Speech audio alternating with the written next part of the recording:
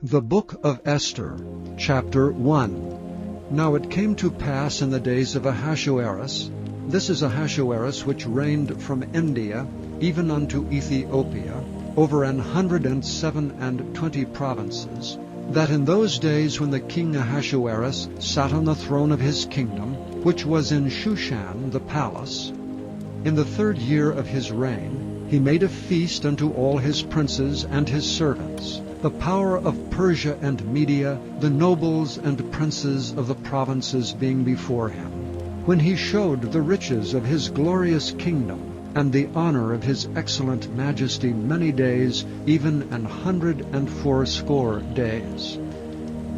And when these days were expired, the king made a feast unto all the people that were present in Shushan the palace, both unto great and small, 7 days in the court of the garden of the king's palace, where were white, green, and blue hangings, fastened with cords of fine linen and purple to silver rings and pillars of marble.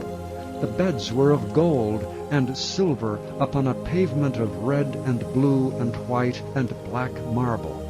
And they gave them drink in vessels of gold, the vessels being diverse one from another, and royal wine in abundance according to the state of the king. And the drinking was according to the law, none did compel, for so the king had appointed to all the officers of his house, that they should do according to every man's pleasure.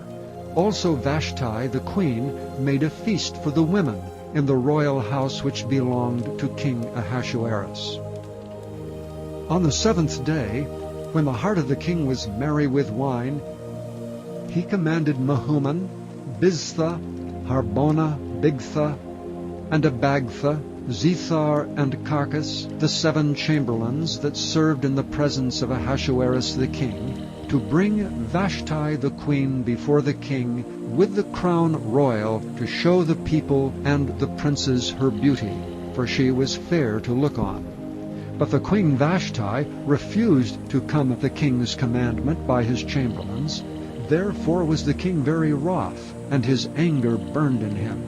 Then the king said to the wise men, which knew the times, for so was the king's manner toward all that knew law and judgment, and the next unto him was Carshena, Shethar, Admatha, Tarshish, Meresh, Marsena, and Memucan, the 7 princes of Persia and Media, which saw the king's face, and which sat the first in the kingdom.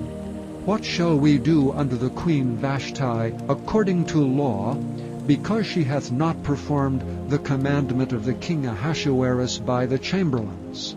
And Memucan answered before the king and the princes, Vashti the queen hath not done wrong to the king only, but also to all the princes and to all the people that are in all the provinces of the king Ahasuerus. For this deed of the queen shall come broad unto all women, so that they shall despise their husbands in their eyes, when it shall be reported, the king Ahasuerus commanded Vashti the queen to be brought in before him, but she came not. Likewise shall the ladies of Persia and Media say this day unto all the king's princes, which have heard of the deed of the queen. Thus shall there arise too much contempt and wrath. If it please the king, let there go a royal commandment from him, and let it be written among the laws of the Persians and the Medes, that it cannot be altered, that Vashti come no more before King Ahasuerus, and let the king give her royal estate unto another that is better than she.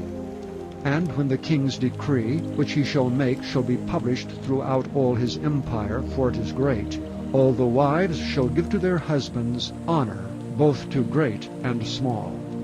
And the saying pleased the king and the princes, and the king did according to the word of Memucan. For he sent letters unto all the king's provinces, and to every province according to the writing thereof, and to every people after their language, that every man should bear rule in his own house, and that it should be published according to the language of every people. Chapter 2. After these things, when the wrath of King Ahasuerus was appeased, he remembered Vashti, and what she had done, and what was decreed against her. Then said the king's servants that ministered unto him, Let there be fair young virgins sought for the king, and let the king appoint officers in all the provinces of his kingdom, that they may gather together all the fair young virgins unto Shushan the palace to the house of the women, under the custody of Hegai, the king's chamberlain, keeper of the women, and let their things for purification be given them. And let the maiden which pleaseth the king be queen instead of Vashti. And the thing pleased the king, and he did so. Now in Shushan, the palace, there was a certain Jew whose name was Mordecai, the son of Jair, the son of Shimei, the son of Kish, a Benjamite, who had been carried away from Jerusalem with the captivity, which had been carried away with Jeconiah king of Judah, whom Nebuchadnezzar the king of Babylon had carried away. And he brought up Hadassah, that is Esther, his uncle's daughter, for she had neither father nor mother, and the maid was fair and beautiful, whom Mordecai, when her father and mother were dead, took for his own daughter. So it came to pass, when the king's commandment and his decree was heard, and when many maidens were gathered together unto Shushan the palace, to the custody of Hegai, that Esther was brought also unto the king's house, to the custody of Hegai, keeper of the women. And the maiden pleased him, and she obtained kindness of him, and he speedily gave her things for purification, with such things as belonged to her, and 7 maidens which were meet to be given her, out of the king's house. And he preferred her and her maids unto the best place of the house of the women. Esther had not showed her people nor her kindred, for Mordecai had charged her that she should not show it. And Mordecai walked every day before the court of the women's house, to know how Esther did and what should become of her. Now when every maid's turn was come to go in to King Ahasuerus, after that she had been 12 months according to the manner of the women, for so were the days of their purification accomplished, to wit, 6 months with oil of myrrh, and 6 months with sweet odors, and with other things for the purifying of the women, then thus came every maiden unto the king. Whatsoever she desired was given her to go with her out of the house of the women unto the king's house. In the evening she went, and on the morrow she returned into the second house of the women, to the custody of Sheashgaz, the king's chamberlain, which kept the concubines. She came in unto the king no more, except the king delighted in her, and that she were called by name. Now when the turn of Esther, the daughter of Abihail, the uncle of Mordecai, who had taken her for his daughter, was come to go in unto the king, she required nothing but what Hegai, the king's chamberlain, the keeper of the women, appointed. And Esther obtained favor in the sight of all them that looked upon her. So Esther was taken unto King Ahasuerus into his house royal in the 10th month, which is the month of Tebeth, in the 7th year of his reign. And the king loved Esther above all the women, and she obtained grace and favor in his sight more than all the virgins, so that he set the royal crown upon her head, and made her queen instead of Vashti. Then the king made a great feast unto all his princes and his servants, even Esther's feast. And he made a release to the provinces, and gave gifts according to the state of the king. And when the virgins were gathered together the second time, then Mordecai sat in the king's gate. Esther had not yet showed her kindred nor her people, as Mordecai had charged her, for Esther did the commandment of Mordecai like as when she was brought up with him. In those days, while Mordecai sat in the king's gate, 2 of the king's chamberlains, Bigthan and Teresh, of those which kept the door, were wroth, and sought to lay hand on the king Ahasuerus. And the thing was known to Mordecai, who told it unto Esther the queen. And Esther certified the king thereof in Mordecai's name. And when inquisition was made of the matter, it was found out. Therefore they were both hanged on a tree, and it was written in the book of the Chronicles before the king. Chapter 3.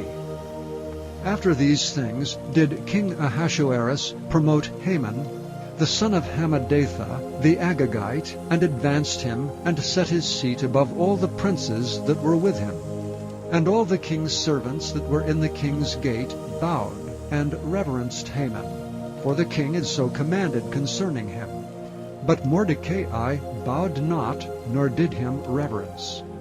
Then the king's servants, which were in the king's gate, said unto Mordecai, Why transgressest thou the king's commandment?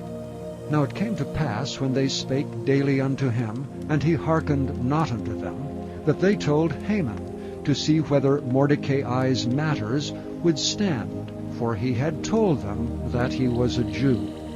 And when Haman saw that Mordecai bowed not, nor did him reverence, then was Haman full of wrath. And he thought scorn to lay hands on Mordecai alone, for they had showed him the people of Mordecai. Wherefore Haman sought to destroy all the Jews that were throughout the whole kingdom of Ahasuerus, even the people of Mordecai.